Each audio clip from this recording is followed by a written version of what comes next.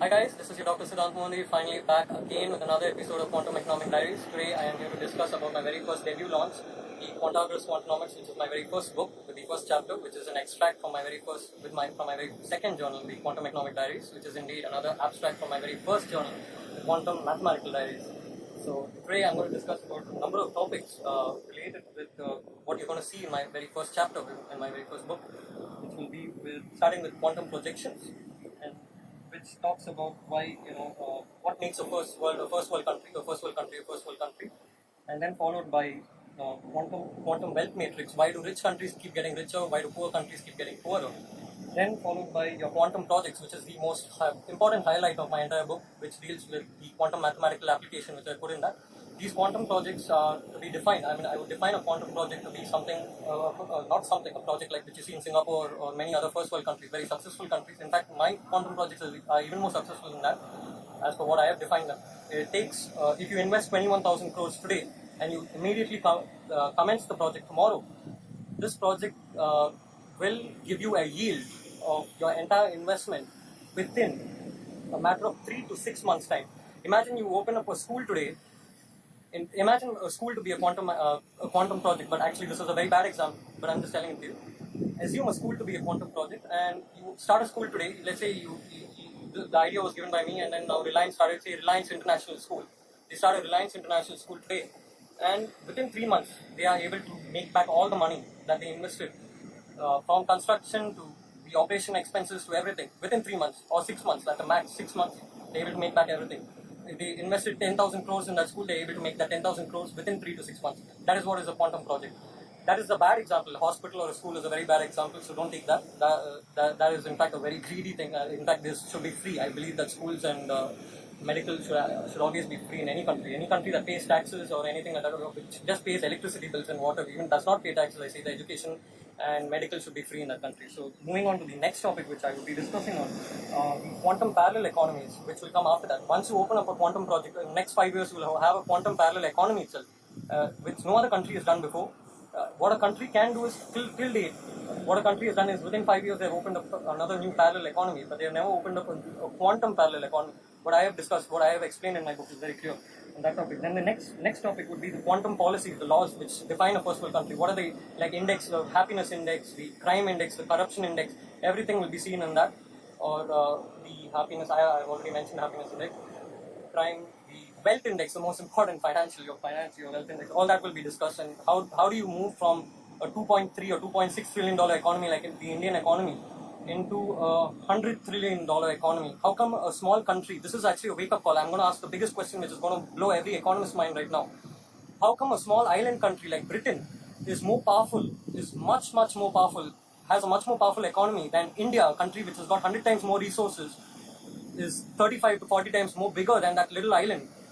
And how come a small island like that has got a bigger economy than India? This should literally blow your mind off right now. Every economist should commit suicide for not being able to research on this and bring out any book till date on this. I know that very well now. Every economist is going to kill me for bringing out this book and is going to criticize. But I know exactly what are the real reasons behind why India, from going from a 2.3, 2.6 trillion dollar economy, can go up to beyond a $100 trillion economy. I don't know how to wake this country up, but definitely this is possible. I have done the research. The very same, India grows one coconut tree, Britain grows 100 coconut trees. You see, that's the difference. That's the kind of way. You open one project, Britain does 100 projects. Why can't we grow? Why can't we just grow 1,000 projects when we have the land, we have the capacity? In this very beach here, you see here, right here, just take a look here.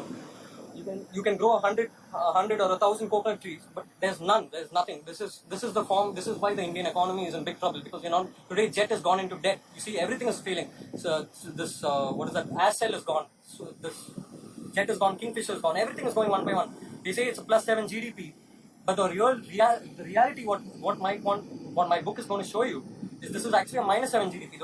The GDP is not going like this. It's going like this. The plane is flying upside down. And you're calling it a +7 when it's actually, the reality is we are going in a -7 GDP. In 1937, if you remember, the Indian economy, the Indian currency, the gold currency that we use, which was from the Hindu kings and the Hindu gold currency that we use, and if you actually do a basic research, just a basic search on Google itself, what was the currency value even in 1947 when a terrorist like Gandhi was, when his picture was put in our currency, the very person who destroyed India, how Indian economy, how the Indian currency equated to the American dollar. $1 equated to one rupee in 1947. The same thing in 1937. One rupee equated to $13. Just imagine that in 1930, with paying Britain taxes in our own country, we paid taxes to a foreign country from about 34,800% taxes. One bag of salt, which was costing 10 paisa, we were buying it for 35 rupees from Britain. Imagine that in that 200 years, which we lost so much of tax money from India, and we became a smaller country. When Pakistan grew out of India and everything, Britain created everything for us. They said that they gave us democracy and freedom, but the reality is they gave us Pakistan and slavery. Every last Hindu that is there, from 23% of the Hindus which were there in 1937, they have come down to 3%. What did we get in 1947? We have only got we got slavery and Pakistan. That's what we got. Anyways, so moving on to the next topic, which is quantum taxation. That actually taxation should be abolished completely. The biggest problem about the Indian economy is 99% of your tax money, or at least 88% of your tax money, is being used for terrorism. It is not being used. It is not being pumped back to them. It is either being used for military or terrorism or whatever. If you just calculate how much money has been invested in the military since since the World War I and II combined, if you calculate today how much with all the depreciation or whatever, all that combined, it is gone 1,000 folds. We are talking about World War 10,000 today. Just go just do your research. Just go. Don't even have to believe me. Just see how much money was burnt in World War I and II. And now see how much investment in military is taking place since now, in 2019, whatever, 2018, 17, whatever the statistics that shows on the internet. Even which is not true actually, there's much more investment going on which is not being shown. And the next one is the quantum success factors, the quantum solutions and things like that. How do you go from, how do you do a 10,000% growth? What is your a quantum strategy system, like a quantum success strategy, or how do you move from 100% success growth or 10% growth to a 10,000% growth? That is what is the next topic. The next topic that's going to be discussed in my book. Then followed by the quantum profit on profit system, which is the most interesting part of my book. This is what many first world successful countries do. Profit on profit system. Till now, India has never seen any. I mean, it has done that 700 years ago. There was a profit on profit system which was looted from a Vedic structure and has been implemented in first world countries today, which is not there anymore in India today. I'll give you a small hint, a small clue on what is the success of success. Let's replace the word success with the word. I'm having amnesia, so I kind of have a temporary memory loss from royalties. Royalty on success system. This is what is actually one of the most major factors for why successful countries are so successful. And then coming down to the next, quantum bans. This is also to do with your, you have to ban crackers, Diwali, not the festival, but crackers. If tomorrow India becomes a $100 trillion economy, you're not going to take the whole 100 trillion and start bursting crackers. I mean, what is the benefit of crackers? This is not got to do anything with Hinduism. This is not got to do anything with the festival of Diwali. Diwali is a festival of lights. Why do you want to open up a suicide bomber factory for Hindus to go there and small kids are going, killing themselves in these factories? What benefit is India going to get out of it? You must just ban it. Look at the best prime minister in the world, who I consider as the Singapore prime minister, who banned chewing gum in Singapore just because one child died. One child died in Singapore because of chewing gum, and he banned chewing gum in Singapore. Today, thousands and thousands of Hindus have died in these suicide bomber cracker factories, and not a single cracker factory has been banned, or nothing. No safety protocols, nothing has been put. They should actually ban crackers in India. Why do you want to burn your money? What kind of economist, world's biggest idiot would burst crackers? Who are you bursting? Who are you celebrating this Diwali for? This crackers for? Or for New Year's? Are you celebrating Pakistan's independence for the last 70 years? What have you been doing? It's not worth it. I mean, it's total rubbish. Then coming to the next one, quantum royalties reinvestment system, which is going to be discussed, and followed by the quantum plan, which is something to do with your 5-year planning system. You eradicate all your poverty and everything, like slums there, which you see it shouldn't even be there. If you just look at me back, these slums, actually, if you see 700 years ago, India was not even having a slum. Today, the world's biggest slum is a Hindu slum found in Mumbai. And why on earth is this still there? India being the third largest tax-paying nation in the world, how can there be a slum like that? How is it possible? What is going wrong? I mean, now every last economist should have something going on in his mind right now, knowing that something has gone terribly wrong. There shouldn't be a single slum in India. There cannot be a single beggar. There cannot be a single person dying of water or poverty or any sort of famine or anything of that sort. It's not possible. They say today they're conditioning your minds into believing there's a water problem, when in fact there's been nothing like that. There is no such thing there's not a land problem today. There's only one third of the planet, 1/4 of the planet is land, and there's a 3/4 of the planet you can see there's water right there, and then you're sending Chandrayaan and all this to the moon to find water over there. Are you kidding me? You don't even need to send a rocket first of all to the moon. It's a waste of money. You can use that money for farmers, for saving farmers. There's so many farmer suicides going on. Why do you want to send a rocket to the moon? What benefit is it going to do? You can send satellites to space. I can understand they will give you GPS, 3G internet, or whatever they're going to do you something. But sending a rocket to the moon is ridiculous. I would say just ban all this. Please do not send Chandrayaan. Cancel the whole thing. It's not required. And anyways, it's going to be sabotage for your kind information. Chandrayaan will never land on the moon properly, or it will. In fact, I don't think so. It will even reach the moon. Even if it reaches, it will be destroyed or something. America is going to sabotage it because the moon landing never took place. First of all, in 1969, there was no such thing as a moon landing. I can prove it to you. My research is there. There was no such thing. There were 6 successful lunar landings. Are you kidding me? It never happened in 1969. The ballistic technology, even today, the basic calculator that you use has got more technology than the ballistic technology in 1969, which was there on the moon. How can you bloody believe this? And the Van Allen's belt, as soon as you cross a third layer of your orbit 3 or something like that, even the dog, what's its name, Laika, the Sputnik dog, it died because of the bloody radiation that was there. How dare you tell us that America landed a man on the moon 6 times successfully? There's about 12 men on the moon, it's not possible. And if you do a research on Apollo 11 or Apollo 12, I don't know, it was hit 2 times by lightning. Actually, rockets cannot launch themselves on a day like this, which is cloudy. Just take a look over there. On these days, rockets do not launch. They only launch on a day where there are no clouds, there's no nothing. And that rocket was hit twice by lightning and it landed on the moon successfully and came back. How's that possible? Go do your research on that. It's not possible. And then coming down to the next part, which is your quantum foolproof solution system. So, what is your quantum foolproof solution system like? Actually, right now I'm not going to give you the example because I'll be giving a part of the thing. But you can, okay, for an example, I'll just give you a faulty example. You have a tub of water. You don't want the water to drop off. So what do? You just cover it with a lid, and now you carry the can of water wherever you want, so it doesn't fall. But the moment you open the lid and you carry the water, it's going to fall. So you need something like a foolproof system for the water not to fall. So you need to cover it 100% so that the water does not. Or you just take a water bottle, for example. Is 100% foolproof system for you to carry water wherever you want to go. You take a water bottle, close the lid, and carry it wherever you want, and you have it. Okay, that's like 100% foolproof system. Like that, everything can be solved in that way. There doesn't have to be a single beggar. There will not be a single cow that will be hit by by a truck or anything. They all have to be placed in a different location. Everything has to be done in a perfect system, which is being done in a first world country even today. Today, India is the most anti-Hindu country, taking cows, putting them on the roads, throwing them in the garbage cans, making them drink gutter water.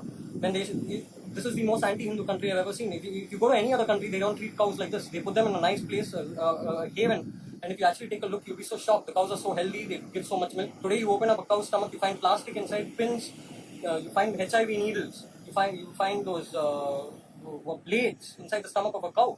How dare you do this? What is Modi doing? What is BJP doing? They say Hindutva, they say cow, protect the cow and stop slaughtering cows. They did all this whole drama. Then in the end of it, they're getting run over by trucks. There's no foolproof system at all. There's nothing. There's no system in place.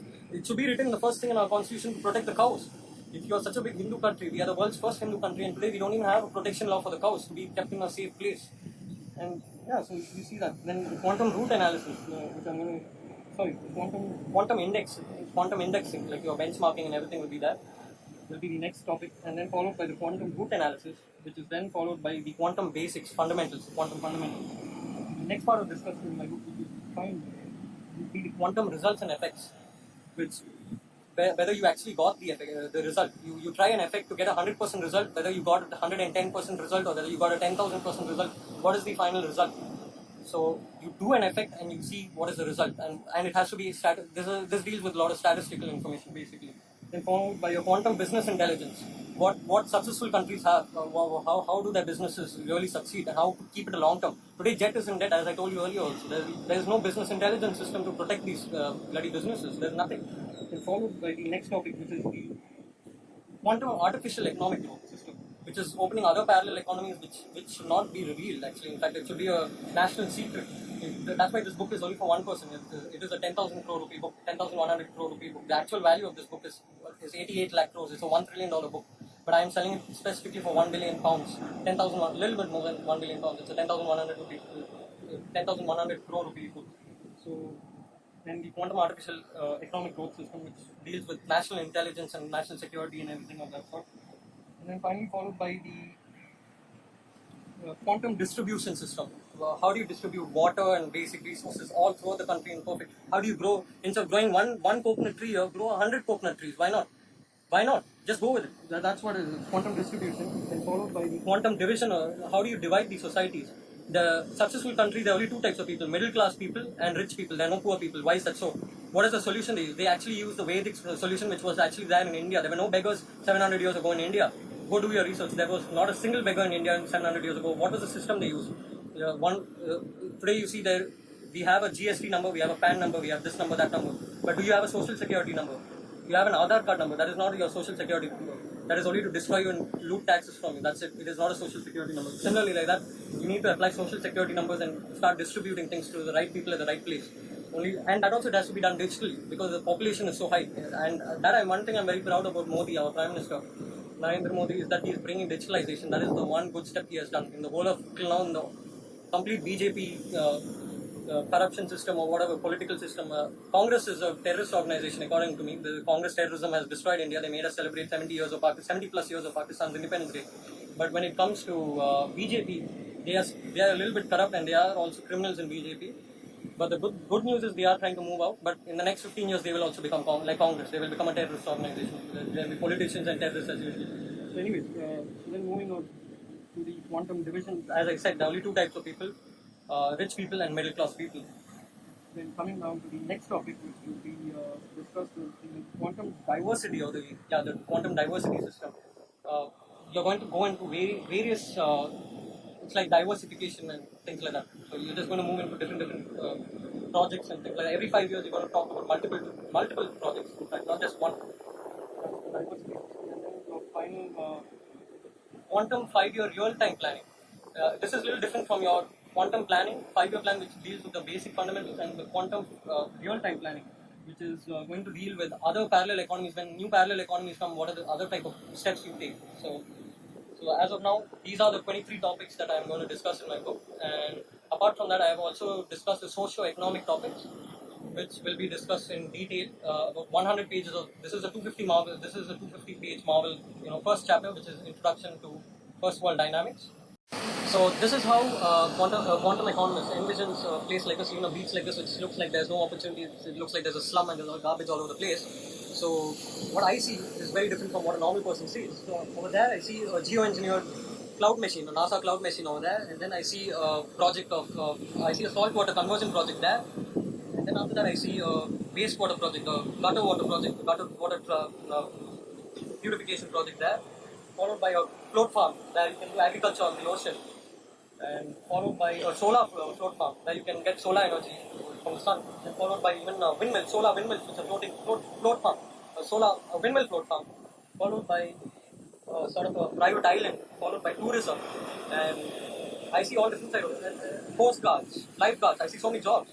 Then I see a mall on the island. I see a cruise ship. I see a Royal Caribbean cruise ship, and I see a $1 billion private yachts over here. I see a harbor. I see a rainbow harbor. I see an aquatic airport, India's first aquatic airport right here, and tons of. I see a lot of things. I see helicopter tourism. I see a golf course on the private island. I see a Disneyland. I see a spa over right here. I see a 4-wheel drive restaurant, which you see in many other countries if you go to the beach. Then I see a children's playground, a paid public toilet. I see a swimming pool. I see a sauna. I've already seen maybe 23 different projects already. And for a normal person to envision that, I don't know, a normal economist itself wouldn't envision more than 3 things right here. And based on, how is your tax money being utilized? That's the main thing. If you're going to utilize your tax money on these kind of projects, then there's going to be opportunities, people are going to be paid, jobs are going to be made. Rather than your tax money going to some Vijay Mallya in some form of a fake bank loan. And finally, Britain is going to, cheat us all as usual. They love congressmen like Vijay Mallya. And most probably what's going to happen maybe in a few weeks from now, after India loses its final match with Britain in its finals, most probably there will be a fake verdict, something like a false verdict saying that Vijay Mallya is, it's a human right violation for Vijay Mallya to be in jail, in TR jail or something like that. And you'll see that there's going to be a match fixing very clearly that India is going to lose in the finals with Britain. And then after that, there will be a fake court case showcasing that Vijay Mallya's rights are being violated for him to come to TR jail. So This is what is the problem in India. You take all the tax money instead of using it on these projects. You give it to all the and you follow the same British system. All your money keeps going back to Britain in this way. So what's the use? What's the use of people like me envisioning all these projects? And then in the end of it, your tax money going to all these terrorists and congressmen and whatnot. And the whole British 1947 or whatever 1937, the whole British system is just repeating itself all over and over again.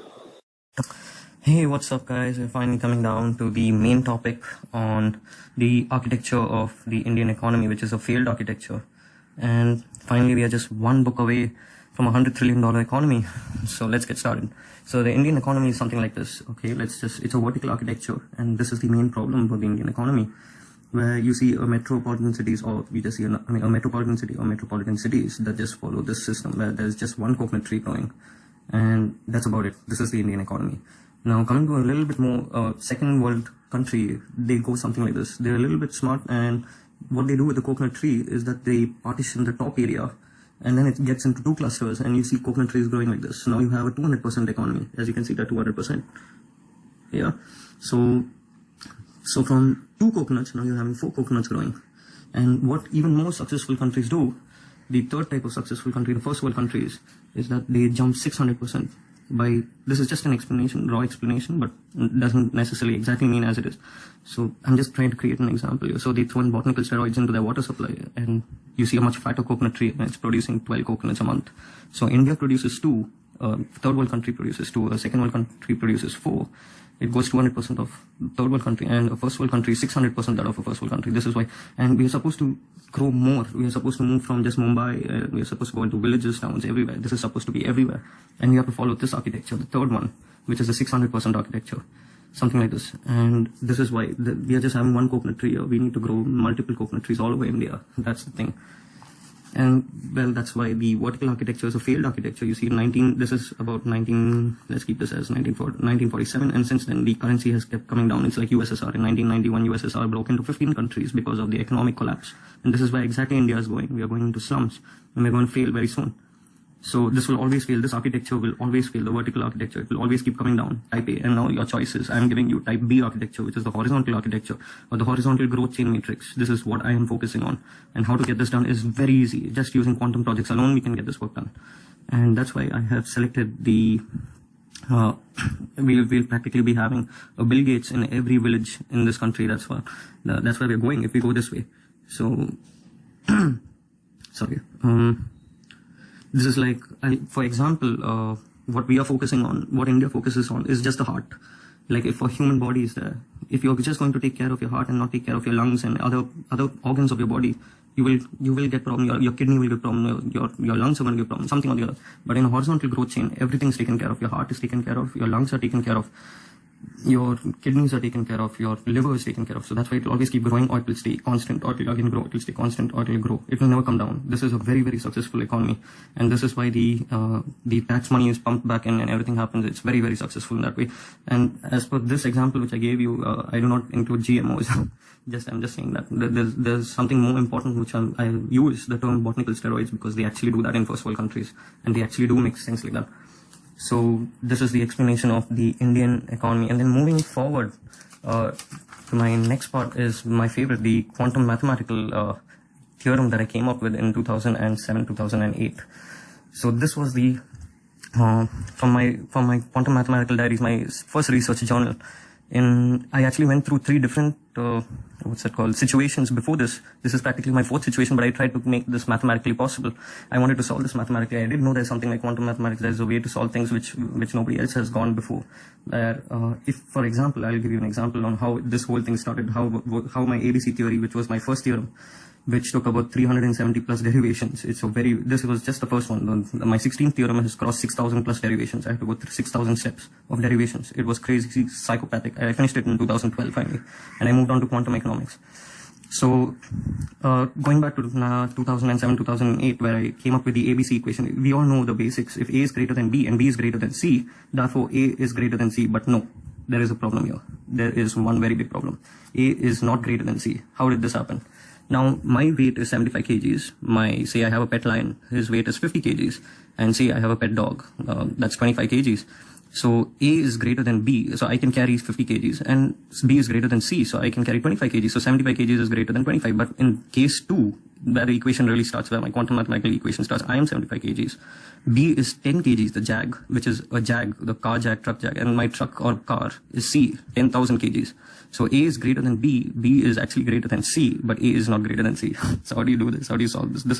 This is the biggest question of the millennium as of now. I mean, I'm not going to give you the other ones. I'm not going to give you the other 15 scenarios which I have solved. But as of now, you just try solving this. I can challenge the whole universe. I mean, I did, as per my research, there are quantum mathematicians who were born before me around 12,000 years ago, the Anunnaki Hindus, who actually have migrated to other galaxies by now. So once in about 12,000 years, a quantum mathematician is born. So anyways, that's a different story. So coming down to this, so how do you coming down to step 2, how do you take this, what do you take as primary? ABC as a whole as primary? How do you solve this as an equation? What do you do? Or you take AB as primary, or you take BC as primary, or you take CA as primary, or you just take either A as primary, or B as primary, or C as primary, and then how do you move on? How do you move from your primary, secondary, tertiary, and things like that? So you have to use Sid laws and things like that, which right now it's not out. I have given the application, but I'm not given the quantum mathematical formula as it is. So even you try finding out step 1, and I'm telling you this is impossible for the whole of humanity combined for the next trillion years. If there's no quantum mathematician born, there's no quantum mathematician born. That's it. No one's going to be able to solve this until unless I give out the formula. And by the way, which is very, very well encrypted in my research journals and my diaries. So something like this. Yeah, this is like my 7th one. This is my 7th derivation, and it's mixed up. You don't know which one is what. First part is what, second part is what, third part is what. I've encrypted in dot language, Sid dot language. So yeah, let's see whether anyone can solve it. I can't. That's not possible. So okay, so coming back to this part, now what are the kind of results do you get? What are the results for these ABC equations that you get in case 1, and that is using just the first theorem, the ABC equation.